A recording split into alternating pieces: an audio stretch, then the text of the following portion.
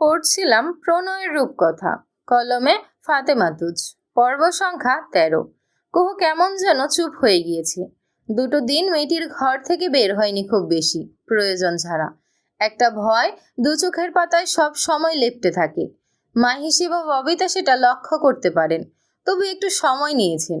এবার মনে হলো কথা বলা প্রয়োজন। মেয়েকে কক্ষে না ডেকে তিনি নিজেই গেলেন। কুহু উদাস ভরা দৃষ্টি দিয়ে জানালার বাইরেটা দেখে চলেছে। মায়ের আগমন ধরতে পারেনি তখনও।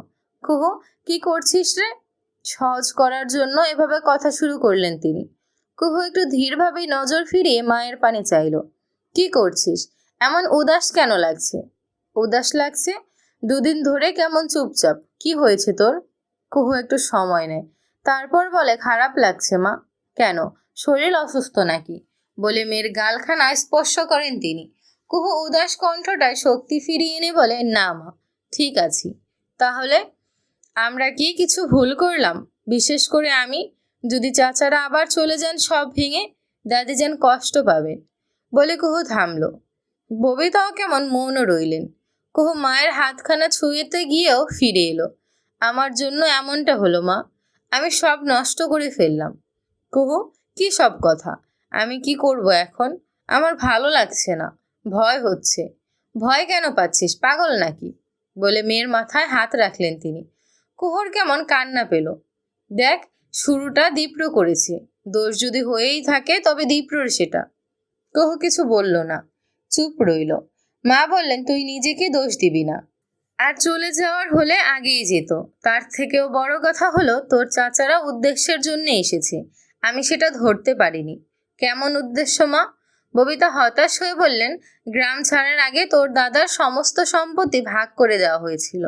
তারা নিজেদের অংশ বিক্রি করে চলে যায়, নিজেদের স্বার্থ দেখে। অন্যদিকে তোর বাবা নিজের অংশ দিয়ে সবটা আগলে রাখে।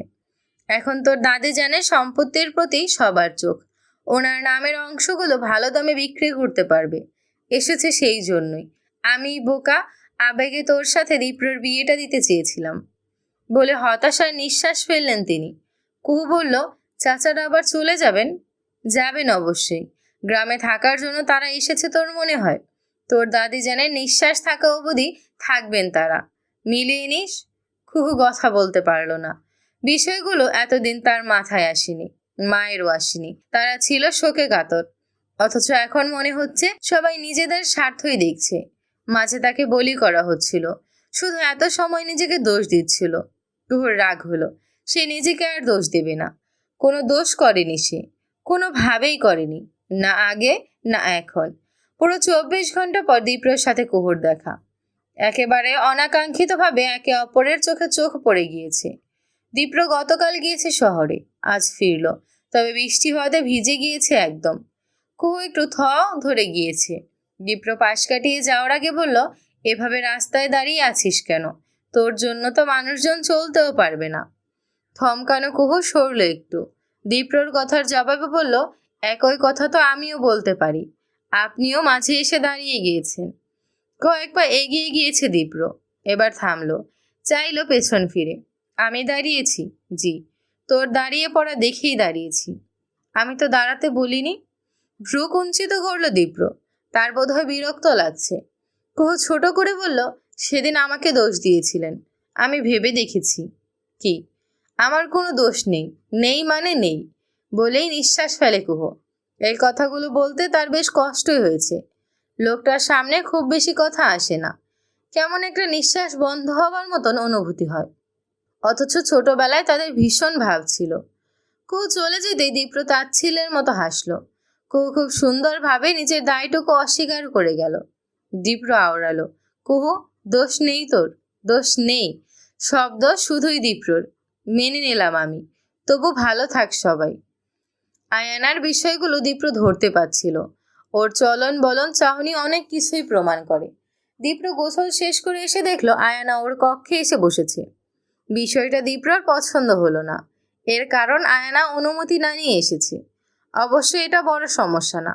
সমস্যা হলো মেয়েটির উদ্দেশ্য, যা দীপ্রর ভালো লাগে না। ও একটু কঠোর হয়ে বলল, হুট করে এখানে কি আয়ানা? আয়ানা এক নজর চেয়েছিল। দীপ্রর চুল ভেজা, সুঠাম দেহে পানির বিন্দু ছিল, টি শার্টে হালকা ছোঁয়া লেগে আছে। মারাত্মক আকর্ষণীয় লাগছে মানুষটাকে। আয়ানার তখনও ধ্যান নেই। দীপ্র একটু বিরক্তই হলো। আয়ানা? এবার নড়ে চড়ে উঠল মেয়েটি। খানিকটা তুতলে গিয়ে বলল, দাদা ভাই, আমি এসেছি এমনি। এমনি? সরি বলতে। তুমি কি রাগ করে আছো? আমি আসলে কুঞ্জর ভালোর জন্যই সেদিন কথাগুলো বলেছিলাম। ওর শরীর দিনকে দিন ফুলেই যাচ্ছে, তাই বলেছি। টানা কথাগুলো বলে মন মরা হয়ে গেল আয়ানা। দীপ্র ছোট করে বলল, ঠিক আছে, আমি রাগ করিনি। রাগ করলে আমি সরি, প্লিজ মাফ করে দাও। একদম সরি বলে কিছুটা এগিয়ে এলো আয়ানা। দীপ্রর সামনে কান ধরে দাঁড়ালো। ওর মুখের ভঙ্গিতে কিছুটা মায়া হলো দীপ্রর। হাজার হোক। ওর মুখের ভঙ্গিতে কিছুটা মায়া হলো দীপ্রর। হাজার হোক, ছোট বোন তো, স্নেহটা আসে হৃদয় থেকেই। ও একটু অধর প্রসারিত করে আয়ানার মাথায় হাত ছোঁয়ালো। ঠিক সে সময় দরজার কাছে এসে দাঁড়ালো কণা। সে এসেছে দীপ্র ভাইকে ডাকতে। দুপুরের খাবার খাওয়া হবে, তার জন্য বসে আছে সকলে। কিন্তু এই দৃশ্যটি দেখে ওর আর ডাকা হলো না। ও বরং এক ছোটে এসে পড়েছে কুহুর ঘরে। এসে হাঁপাতে লাগলো। কুহু তখন আরশির সামনে দাঁড়িয়ে নিজেকে দেখছিল। সময় খারাপ যাচ্ছে তার। চেহারাটা কেমন হয়ে গিয়েছে। ভার্সিটি যাওয়া হয় না কতদিন। সবটা এলোমেলো হয়ে গেল। কণার হাঁপানের দৃশ্যটা আরশিতে দেখল কুহু। ভ্রু কুঞ্চিত করল। শুধালো, কি হয়েছে? এভাবে ছুটে এলি কেন? সব ঠিক আছে? কিচ্ছু ঠিক নেই আপু, কিচ্ছু ঠিক নেই। সব শেষ হয়ে গেল রে, সব শেষ হয়ে গেল।